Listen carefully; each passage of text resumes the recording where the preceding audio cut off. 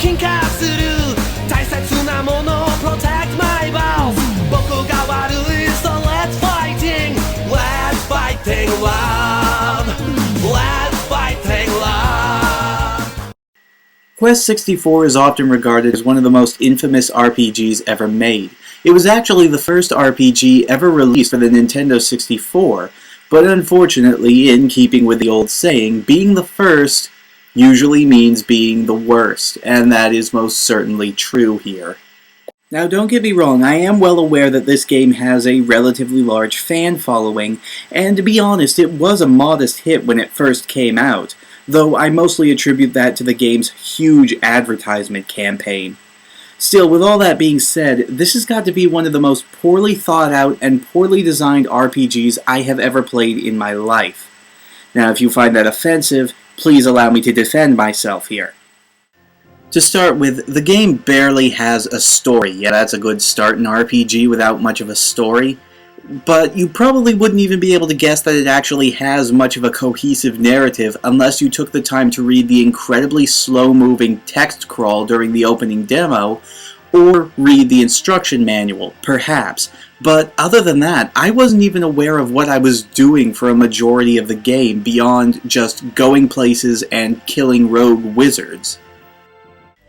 All dialogue and, subsequently, the entire story is told to us through text boxes, and I wouldn't have a problem with this if it weren't for the fact that this is the only way that you get information. There are no cutscenes or no cinematic events throughout the entire game. You just walk around and talk to people who don't even move. Talking to a story-relevant character in this game is exactly the same as talking to a generic NPC that's walking around on the street. Here, this is the opening text crawl, and it's basically giving me my entire quest right up front.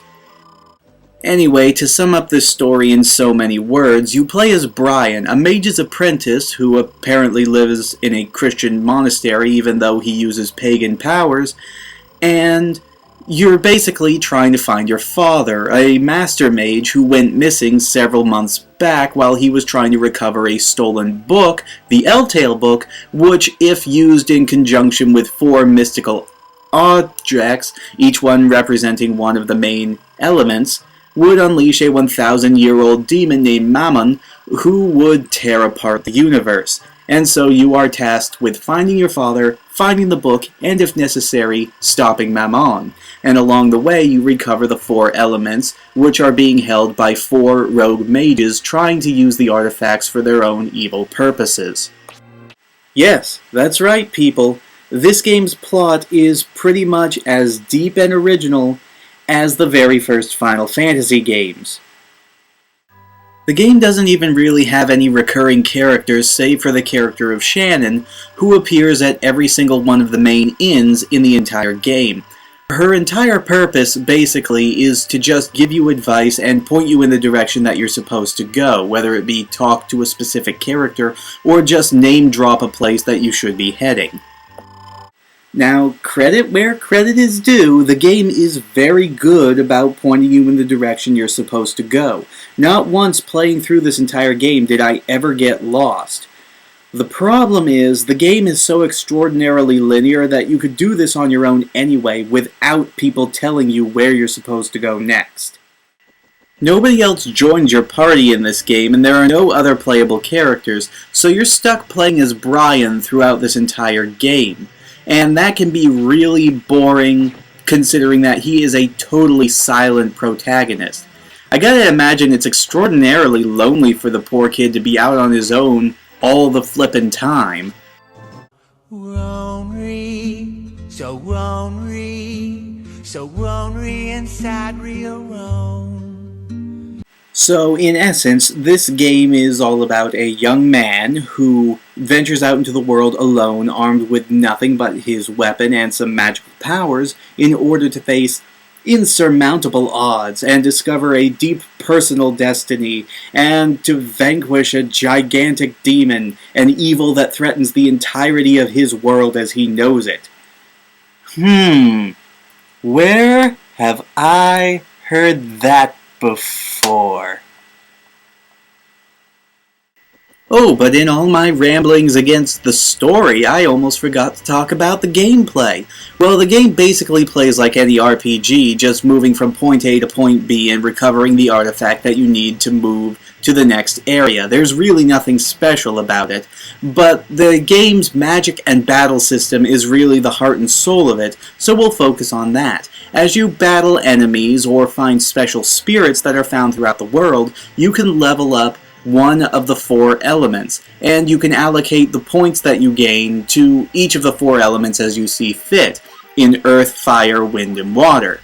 And as you level up each of the elements, you will gain more spells and more attack points in each element that allow you to do more damage or do a multitude of things in battle. As you level up, you'll also gain defense, agility, magic points, hit points, and your staff will also increase in attack power as well. Sadly though, this is where the game really starts to fall apart. You want to know why? Because the magic system, the entire heart and soul of the entire battle system and the entire game in general, it's broken. Really, really broken.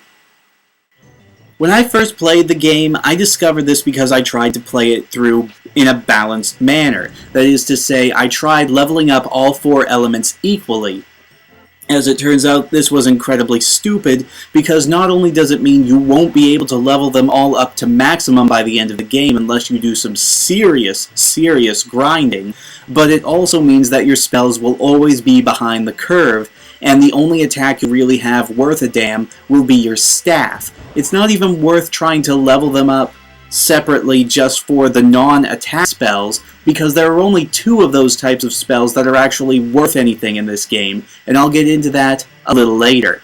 Now, you may say, well, I'll just specialize in 1 or 2 elements. Well, that would work if it weren't for the fact that, due to the spell allocation of the 4 elements, the only 2 that are really worth leveling up is wind and water, and you only level up water so that you can learn the only health restoring spell in the game.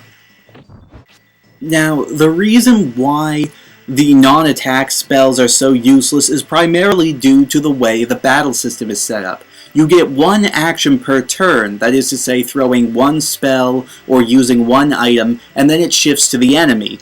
The enemies will always move 1 at a time, and then the action shifts back to Brian. So you don't have to worry about, say, 3 enemies charging you all on 1 turn.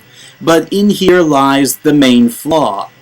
If it's only 1 action, what is the point of throwing a spell that does no damage when you could basically end the fight earlier if you just attack them 2 times in a row? Not to mention, using a spell that does no damage, the effects usually do not last very long, between 1 and 3 turns as near as I can tell. The only ones that are really worth a damn are either healing, which you'll primarily use outside of battle, and there's also one that makes you completely invulnerable to enemy spells, and given that all enemies use spells in this game, well, it pretty much makes you invulnerable. Even the way you enter combat is really strange. It just suddenly jump cuts to a scene where they show you which enemies have appeared, and then all of a sudden, boom, you're in combat. I will say that at least escaping from combat is really simple. All you have to do is step outside the boundaries and hit A. Now don't get me wrong, I'm not trying to criticize the game for the fact that it uses a random battle system. I mean, some of the best RPGs I've ever played have used a random battle system, but they at least had the courtesy of giving us something other than just a jump cut. Say, the screen shattering, or all of a sudden us being transported into an arena. Things like that, something that let us know we were entering combat. Here, it's just instantaneous, and not in that good Rogue Galaxy kind of instantaneous, no. It just feels really awkward, and most of the time you really aren't prepared for it. The game's leveling and experience system is also really wonky too. Not for things like gaining levels in your elements or gaining hit points. Those level up naturally as you win battles and amass experience points, but for your other stats, specifically magic points, agility, and defense, you need to perform some very specific actions in combat in order to gain experience for them. To level up your magic system, all you have to do is cast spells in combat, or even out of combat, While this does level up very slowly, since you'll primarily be using magic as your form of attack anyway, there's really not much reason to worry about this one. Your other two stats, defense and agility, though, are where you're really going to have trouble, and they're the stats you're probably going to grind for the most.